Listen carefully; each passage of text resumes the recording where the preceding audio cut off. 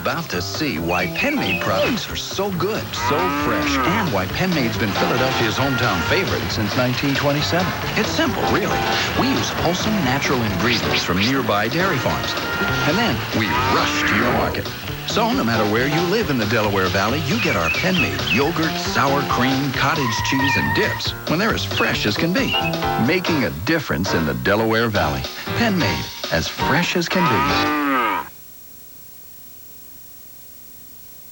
Well, we won't have time to Lewinsky tonight, but maybe tomorrow night. Orson Bean will be here tomorrow. He's been here before, and he'll be here again tomorrow, and I'll tell you why. And Katrina vanden Heuvel will be here. She is the editor of the Nation magazine, and maybe the Lewinsky. You know, we all know people who, if they were any more stupid, would have to be watered twice a week. Back tomorrow night, same time, same station. Good night, everybody.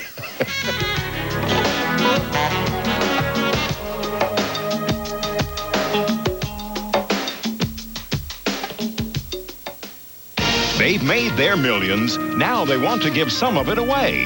What would you do with all that money? Microsoft Millionaires, tomorrow on the CBS Evening News.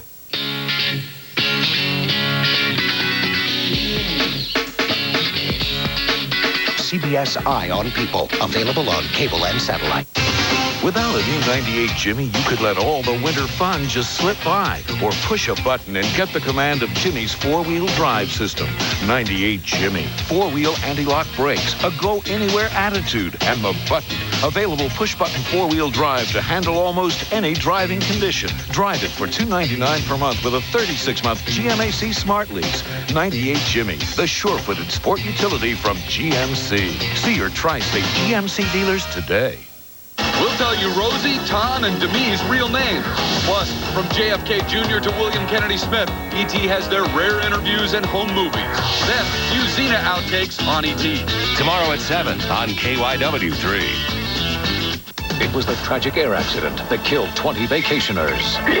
Now see video that could prove misconduct by some of America's top guns. Exclusive, exposing a few bad men. On hard copy.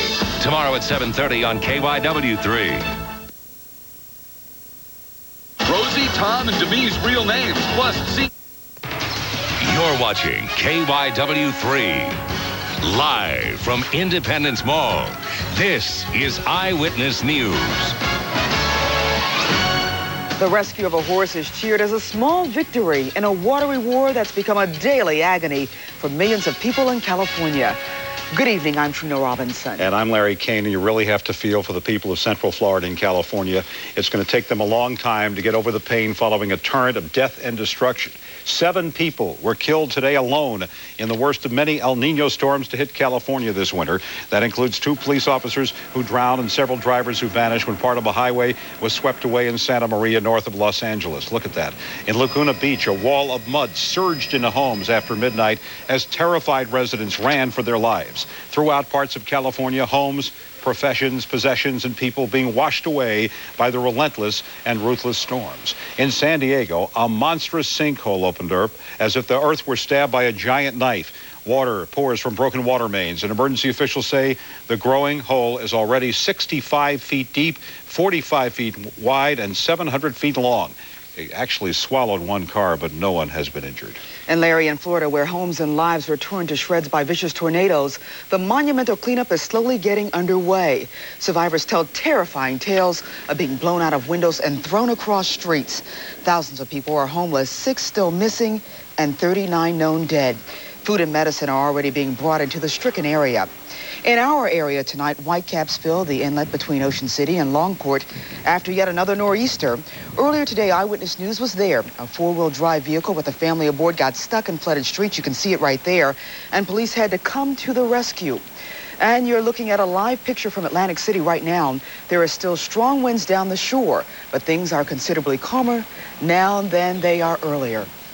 And Eyewitness News will move on to our next story. Okay, and police indicate it was a racial attack in South Jersey. 2 people under arrest charged with assaulting 3 black children and 2 adults. Eyewitness News anchor Dawn Stenson is live in Brookline with the latest. Dawn, what can you tell us? Well, I can tell you that right now, Brookline police here are still trying to get to the bottom of exactly what happened. Ironically, what happened was right here in the back of the police parking lot. Little girls came here to play, and one little girl who told Eyewitness News that other children, white children, use the N-word and then say, "Get out of this park because God made this park." 5 white children came over there and said, "Niggers, get out of our park. Our God made this park. Our dad made this park." And I said, "He's everybody's God. He's not only a God." With her right eye still swollen, 11-year-old LaPrisa Bradley told us what happened on this playground near her home. Witnesses say it all started Sunday afternoon when 6 black girls, ages 4 to 11, came here to play. When it was all over, police charged 3 white men. 22-year-old Daniel D'Agostino, 26-year-old Brian D'Agostino, and 30-year-old Bruce Campisi. From the circumstances surrounding the incident, epithets that were expressed prior to the assaults, we have every indication and believe that we can prove that it was a bias incident, that it was motivated by racial bias. The guy that spit in my face, he said, "What you want, some?" And my mom said, "Look what you did to my daughter's face. Look." And he just started laughing at me. My niece, LaPrisa, came in, and the rest of the kids came in, and they was yelling that she got beaten by some boys. And we was like, what, and they was like, "Big boys, they beat her up, they beat her up." LaPrisa Bradley's aunt, Laverne Jenkins, is 3 months pregnant. She says when she tried to defend her niece, she was attacked, hit, and kicked in the stomach. They said that they can't really indicate that something would happen to the baby, but right now everything is fine. And hopefully her baby will be just fine. You know, something that's interesting here is that I've talked to so many residents tonight, white and black, who told me they didn't want to go on camera and talk about this because they feel it's an isolated incident. They say this is a good place to live, and they feel a few bad apples are sort of ruining the image of their nice neighborhood. So let's hope it stays that way. Live in Brooklawn, Dawn Stensland, Eyewitness News. Now back to you in the studio. Okay, thank you, Dawn. Several Delaware County mothers shouted out in anger as an accused child molester was led into court to face more charges. Gary Leosin was originally charged with assaulting 2 boys. Now investigators say he molested 14 boys, one as young as 4 years old. As the teacher's assistant arrived in court today, several parents yelled at him. 2 victims' mothers who asked that their identities be disguised spoke with Eyewitness News. I want to see him put away forever. Put away forever.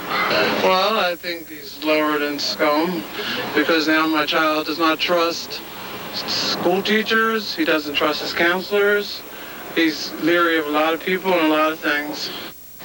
Olson is now being held in lieu of a nearly $1 million cash bail. Well, it is a case of murder revisited for a Bucks County family. The man convicted of killing their son 15 years ago has won a new trial. The Sharp family pharmacy in Middletown was the scene of the horrible crime.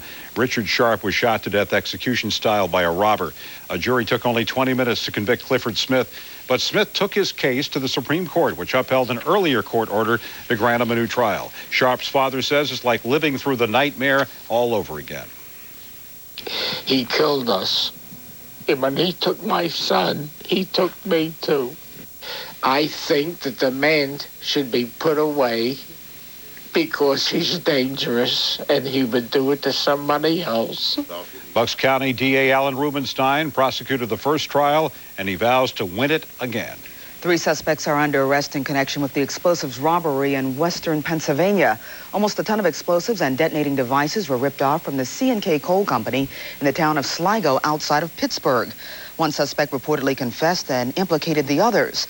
Authorities say ammonium nitrate and other components similar to the ones seen here were taken earlier this month. No word on a motive. Some better news tonight for a little girl in West Philadelphia whose specially equipped van was stolen.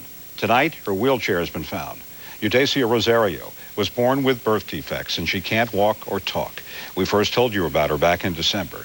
Neighbors held a fundraiser to help buy her a special van, but this morning the van was stolen from in front of her home on Ogden Street. The family is pleading that the vehicle be returned. Right now we're asking whoever took the van, would they please return it, or at least try to understand that it was important to my family. The van was very important and necessary. It's something that we needed. So the wheelchair has been found, but the van is still missing. The search is still on for Eudacia's vehicle tonight. How low can some people go? Well, we've heard about it for weeks, the takeover of banking giant. Hello, hello. Good to see you again. This is Milan. Only the Melange Ultimate Guarantee will replace your diamond ring if it's lost, stolen, chipped, or damaged. And only Melange stands behind the value of your purchase with our 120-day diamond guarantee. And this is Milan. And Melange offers in-store financing for preferred customers and first-time buyers. Right now, you'll receive a free 14-karat gold wedding band with any engagement ring purchase. Come see us. Come to Melange. Melange Diamond Center's 6 area locations. You're watching 6ABC, the Delaware Valley's most watched station. As a public service to our late-night viewers, Channel 6 now presents a rebroadcast of tonight's 11 o'clock news.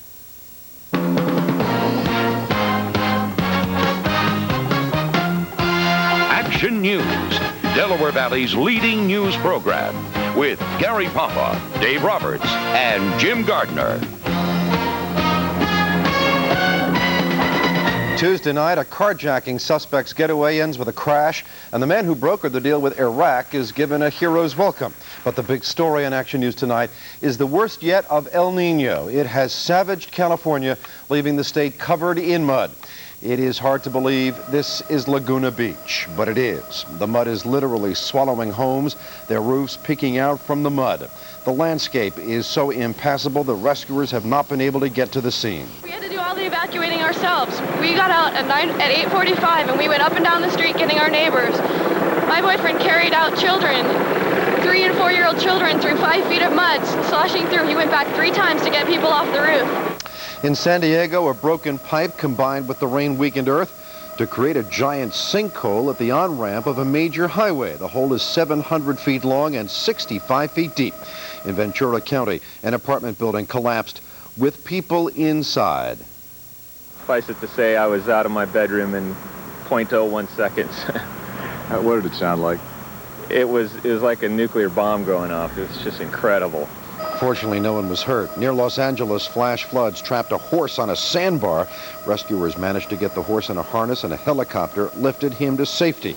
The storm has killed a half-dozen people, including 2 highway patrolmen whose cruiser was literally sucked up by a swollen river 200 miles north of Los Angeles. In Florida, 3 people are still missing in the wake of a swarm of tornadoes in the central part of the state.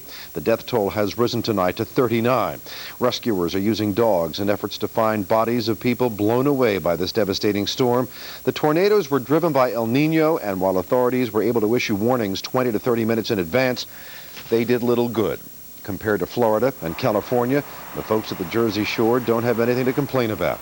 But many parts of the shore were once again underwater with the 3rd nor'easter of the winter. This one was not as harsh as the first 2, but they did suffer some beach erosion, and floodwaters are now receding. Kofi Annan predicts that his agreement with Saddam Hussein will get strong and unanimous support from the UN Security Council. The UN Secretary General was greeted by enthusiastic applause from hundreds of UN employees this morning. He returned from his mission to Iraq to brief the Security Council on the details of the deal. The United States has some concerns about the role of the UN weapons inspectors and the team of diplomats that will be accompanying the inspectors, but officials call it a step in the right direction. Annan acknowledged that the American military buildup had a lot to do with getting the agreement with Saddam Hussein. You can do a lot with diplomacy, but a diplomacy backed up by force, you can get a lot more done. The U.S. and Britain have both called for a quick test of the agreement, but it's not clear when the first weapons inspections will take place. Now, skeptics might read something into this. The White House says President Clinton is changing his travel plans at the request of his daughter. The President and the First Lady were supposed to spend the weekend at Stanford University to be with Chelsea for her 18th birthday, but the 3 of them will now head for the ski slopes in Utah. The White House says Chelsea would rather go skiing than be at school during Parents' Weekend. President Clinton has never skied before. Meanwhile, the White House is furious with Kenneth Starr. Starr is trying to find out how the media is getting negative information about his office. Well, Starr subpoenaed White House aide and alleged leaker Sidney Blumenthal. He went to the courthouse but did not testify today. He is scheduled to return tomorrow. The White House is calling this an assault on the First Amendment. A carjacking in Delaware led to a crash tonight that has left 2 people in the hospital. It happened at 9:30 tonight across from the Miller Road Shopping Center in Wilmington.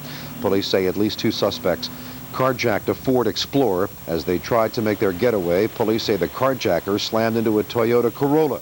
2 people in that car have been taken to Christiana Medical Center. Reports indicate one of the injured is a 2-year-old child. No word yet on their conditions. One of the carjacking suspects was taken into custody at the scene. The other is still at large. Police have recovered the wheelchair of a 4-year-old girl in West Philadelphia. The wheelchair and a special stroller were back at the home of Eudacia Fraser in the 4500 block of Ogden Street tonight. Eudacia is the little girl with a rare muscle disorder that prevents her from talking, walking, or sometimes breathing on her own. Her special van that her mother uses to take Eudacia to and from doctor's appointments was stolen sometime this morning. The Frasers received the van just 11 days ago thanks to donations and a local grocer who raffled food. The wheelchair and stroller were found tonight at 47th and Walnut, discarded from the stolen vehicle. Police in Deptford, New Jersey are looking for this woman who disappeared last Wednesday. She is 41-year-old Diane Kaufman of 445 Corson Avenue. She was last seen leaving for her parents' house right around the corner. Police say there is nothing about her domestic life that suggests Kaufman would run away. Camden firefighters made quick work of a blaze tonight at 1700 Haddon Avenue. The blaze broke out shortly before 9 at what was once an auto dealership. The fire went to 3 alarms, primarily because the Catholic Diocese Center is next door. But the blaze was contained to the building, and fortunately, nobody was hurt. The merger of Core States and First Union will cost Philadelphia about 2,800 jobs. That was the word today from Union President John Georges. He acknowledged that the job losses will be more than first anticipated. But he also said that there will be fewer branch closings than expected. Only 10 of 82 branches will shut down in the city. Georges revealed that First Union is planning a $13 billion reinvestment plan for Pennsylvania, New Jersey, and Delaware, including mortgage loans, low-income housing loans, and other programs. As for the Core State Center, it will be called the Fun Center for First Union National Center. Teachers at the Community College of Philadelphia have set a strike deadline of March 9th. And tonight the teachers gathered at the IBEW Union Hall on Spring Garden Street to talk about the status of negotiations. The main items of contention, salary, and medical benefits. Teachers say that last semester strike preparations were quiet. But as the deadline approaches, issues have become more public. Again, the deadline is March 9th. Still to come on Action News tonight, we will tell you just how close to the bottom American students rank in science and math skills. It may shock you. And a special report looks at the danger that may be coming from your cell phone. Cloud cover hangs on. Does the rain move away? What about the winds? We've got the AccuWeather forecast. The loss of a legendary comedian and more when Action News continues tonight. Save up to 80% by buying factory direct at the Jewelry Factory in Norristown. Diamond tennis bracelets are just $200 per carat. Diamond studs just $400 per carat. Anniversary bands are also just $400 per carat. The Jewelry Factory imports their diamonds direct from site holders and is the leading manufacturer of semi-mounts, anniversary bands, pendants, earrings, tennis bracelets, and invisible settings. Only the Jewelry Factory gives you both a low price and double value guarantee. That's the Jewelry Factory in Norristown. 610-292-0200. It was the best thing we ever did. We got rid of all our bills. 0, 0, 0. Today, you could start a new beginning. If you're a homeowner, call 1-800-CHAMPION for our Pay Down Your Debt program. Find out how you can have zero balances on all of your bills and save hundreds of dollars a month. We're saving $300 a month. I should have done it sooner. No better time, no better way. No day like today. Isn't today a great day for a new beginning? When your bank says no, Champion says yes. America's best high school seniors are lagging behind their counterparts overseas in math and science. That's according to test results released today. The study says U.S. seniors, even those who took physics and advanced math classes, scored near the bottom of a list of 21 countries. They outscored only students from Cyprus and South Africa. President Clinton says the results show that something is wrong with the American educational system. He says American fourth graders score above average on math tests. Eighth graders fare in the middle, but by the 12th grade, American students have fallen behind. Clinton says the study is a good argument for his proposals to cut class size, recruit more teachers, and hold students to national test standards. Federal authorities arrested 3 men today and recovered 18,000 pounds of explosives stolen from a coal mine in northwestern Pennsylvania. The theft happened 10 days ago at the C&K Coal Company.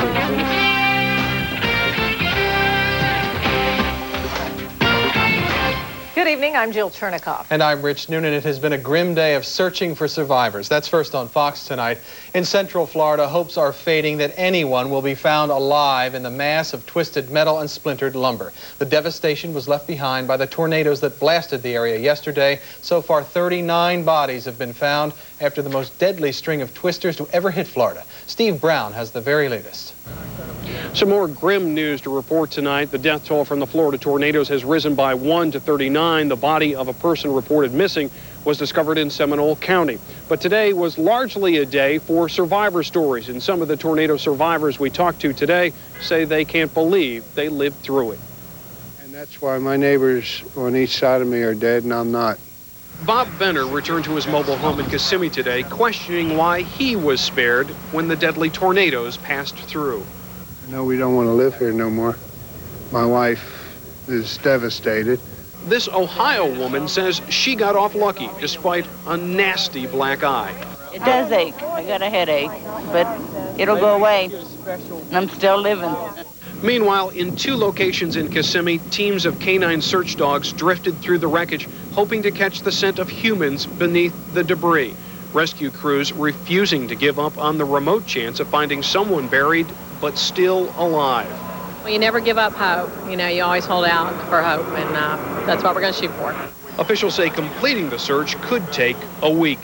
And in neighborhoods still being searched for missing persons, access for residents to their homes is restricted to a few minutes a day, or in some cases, none at all. If your trailer's in the affected area, I'm telling you right now, you're not going in. And tonight, a close-up view of just how lucky the survivors were. Officials allowing cameras into this trailer park for the very first time since the deadly tornadoes stormed through. And President Clinton will get a chance to see the destruction for himself tomorrow. He arrives in Florida in the morning to survey the damage from the air and on the ground. In Kissimmee, Florida, Steve Brown, Fox News. And now one more story of a survivor in Kissimmee. 18-month-old Jonathan Waldrick was asleep at his great-grandmother's house when a twister plucked him from his bed outside, mattress and all. The little boy was found with just a couple of scratches. He was up in the branches of a fallen tree. The mattress had formed a sort of protective cocoon around him. His great-grandmother's house was destroyed. 2 more lives have been lost due to El Nino-driven storms in California. 2 patrol officers responding to reports of a road washout in San Diego were killed when their patrol car flipped over in a gushing, swollen river. At least 3 other drivers were also sucked into that muddy river. 2 motorists were eventually rescued by helicopter. The overflowing river washed away part of a highway. Investigators say 4 cars are in the water: the squad car, a big rig, a Toyota Camry, and a yellow pickup. UN Secretary General Kofi Annan returned to the United Nations today to fill in council members on the details of the agreement he reached with Iraq. President Clinton praised Annan today for the deal, but he says the Iraqi situation is still a matter of wait and see. Jane Skinner has the latest now from the UN. UN Secretary General Kofi Annan received a hero's welcome from his colleagues and also a general sense of approval from Security Council members on his deal with Iraq. Those who are still skeptical say the only way they will have full faith in this deal is to test it.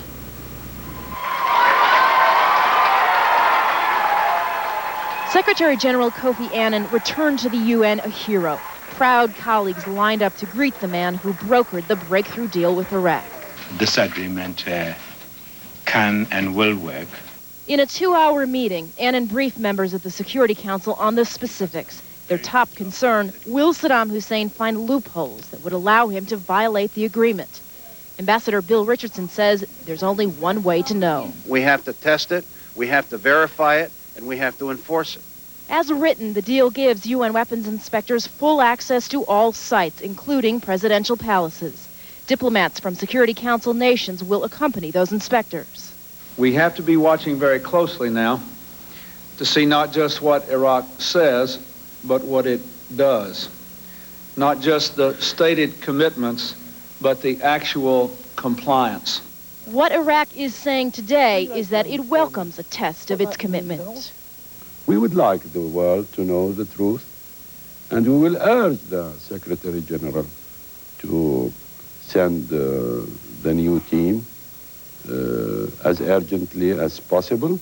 For Kofi Annan, this deal marks a new role for the UN, one for which he has high hopes. This new phenomena where peoples from all over the world come together and focus on something and get it resolved is something that we're going to see more and more of. Now, when the Security Council meets on Wednesday, members are expected to decide whether to pass a formal resolution approving this deal. They're also expected to take up the issue of what a formal statement would be on what possible consequences will be if Iraq violates the deal. At the UN, Jane Skinner, Fox News. Family members of U.S. troops in the Persian Gulf are breathing a sigh of relief tonight now that a military strike has been averted for now. At McGuire Air Force Base in New Jersey, families say they're thankful for the support they've received from their families and friends. Diane Berneck's husband is an aircraft mechanic stationed in the Gulf. She says the conflict might be resolved for now, but she's taking a wait-and-see attitude. It's nice to know that that's kind of coming to an end, but I'm not sure how comfortable I feel. I think we really need to test the situation. You can't be at ease until it's completely done. She says she's working on setting up an email account to better communicate with her husband. 7 people have been charged with running a busy stolen car ring in Bucks County. 23 cars were stolen during a 5-week period last spring and summer, and as they sat right in front of people's homes, 2 adults, Toffee Favors and Stephanie Potter, are charged with car theft. Police say the pair hired 5 North Philadelphia teenagers to do their dirty work. Those minors have also been arrested. Bucks County DA Alan Rubenstein says victims made it easy by leaving the keys in the cars. People believe that by living in an affluent, safe suburb like Bucks County, they can leave their doors unlocked and their keys in the car. Nothing could be further from the truth. The group who testified told us that if they saw a car that was locked without keys in it, they passed it over until they found one, which was easy to take and shoot out of Bucks County down to Philadelphia. There's a message there. Tonight, Potter is free on $50,000 bond, while Favors is being held in the Bucks County Jail. The 5 juvenile defendants are being held in Philadelphia. Philadelphia police are searching for a thief who had the goal to steal a handicapped van. What's even worse, the van was just purchased with donations from a community fundraiser for a little girl suffering from a severe muscle disorder. Joyce Evans has the story. 4-year-old Jadaitha Rosario is too young to understand why the shiny new van is not in the special parking spot out front, why friends and neighbors are gathering at her West Philadelphia home, and why her mother keeps talking to strange people with big cameras. Annette Frazier can't believe that the handicap-ready minivan that took 5 months of community fundraising to buy disappeared just days after it was delivered. We lost the van, the wheelchair, and the Pogon. So we lost more than we raised at the fundraisers. Oh, we thought it was just appalling that somebody would not only take a van, but take the wheelchair, a stroller, and all the other equipment that was in the van. Maria Santangelo came right out with the measuring tape. Her company, Rehab Connection, will have Jadaitha fitted into a new chair by Friday. It's donating the $5,000 piece of equipment. Do is put some posters out there tomorrow. I feel confident that we're going to find the van or either have one better, because the citizens of Philadelphia and this region is not going to allow this baby to be without a van. It is a white 1993 Voyager minivan, unique looking because it's low to the ground and specially fitted for a wheelchair, feeding machine, and other equipment Jadaitha needs. Her mom is pleading with the thief to have compassion for the child they're hurting. We're just praying that you'll find it in your heart to return the things that you took from us. Now, Mrs. Frazier says the van was actually spotted earlier today near 50th and Spruce, but somehow the thief got in it and drove off before a police tow truck could get there. Neighbors are going to be posting signs all around the neighborhood tomorrow. And again, it is a white Voyager minivan. It's a PA handicap license plate, HPH 5624. If you see it, please call police. I'm Joyce Evans reporting from the newsroom. We'll go back to you. All right, Joyce, thanks. Well, ever since First Union Bank announced a planned merger with Philadelphia's Core States Bank, lots of questions have been raised, mainly about how many jobs would be lost. Well, today, answers were finally given, and the news is somewhat better than many had feared. Bruce Gordon reports. John Georges. First Union's president came in from North Carolina to deliver firsthand the news so many Philadelphia Bank employees and customers have waited weeks to hear. There is no question, but mergers obviously do involve job reductions. The merger between First Union and Core States will eliminate more than 4,400 jobs in the 8-county Philadelphia region, but when newly created jobs